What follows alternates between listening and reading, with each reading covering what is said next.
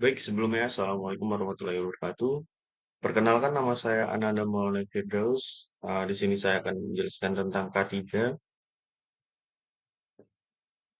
pengelolaan limbah bahan berbahaya dan beracun atau disingkat B3 dan non-B3.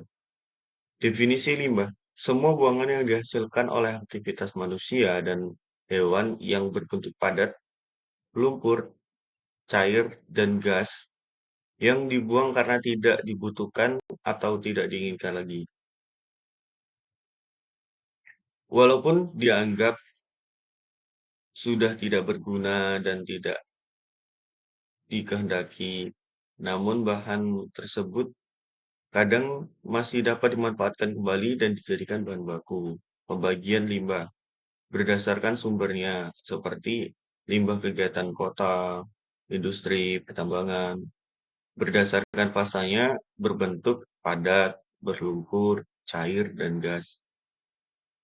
Berdasarkan sifatnya, limbah ada limbah bahan bahaya dan beracun atau disingkat B3 tadi, dan limbah non-B3 sama limbah domestik. Definisi sesuai Peraturan Perundang-Undang Nomor 22 Tahun 2021.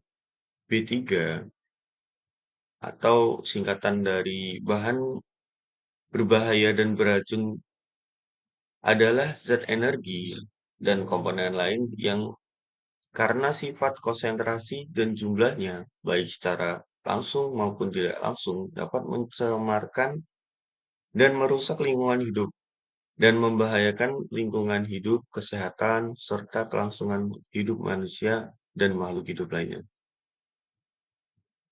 LB3 atau singkatan dari limbah bahan berbahaya dan beracun disebut limbah B3 adalah sisa suatu usaha atau kegiatan yang mengandung B3.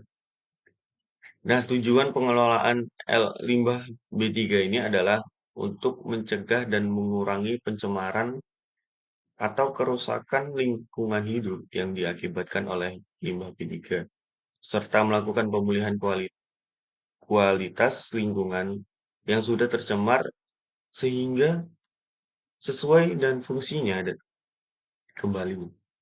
Dari hal ini, jelas bahwa setiap kegiatan atau usaha yang berhubungan dengan B3, baik penghasil, pengumpul, pengangkut, pemanfaatan, pengelolaan, dan penimbun B3, harus memperhatikan aspek lingkungan dan menjaga kualitas lingkungan tetap pada kondisi semula, dan apabila terjadi pencemaran akibat tertumpah, tercecer, dan rembesan limbah B3, harus dilakukan upaya pengoptimal agar kualitas lingkungan kembali kepada fungsi semula.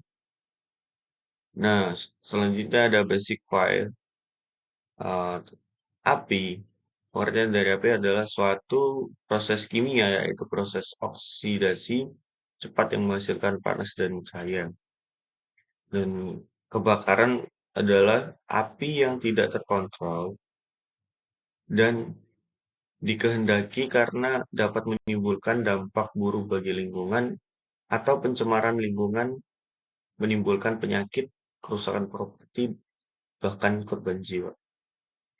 Pengelolaan pencegahan kebakaran bertujuan satu, melindungi lingkungan, para pekerja, orang lain di tempat kerja atau yang berhubungan dengan aktivitas perusahaan, aset properti, dan lain-lain.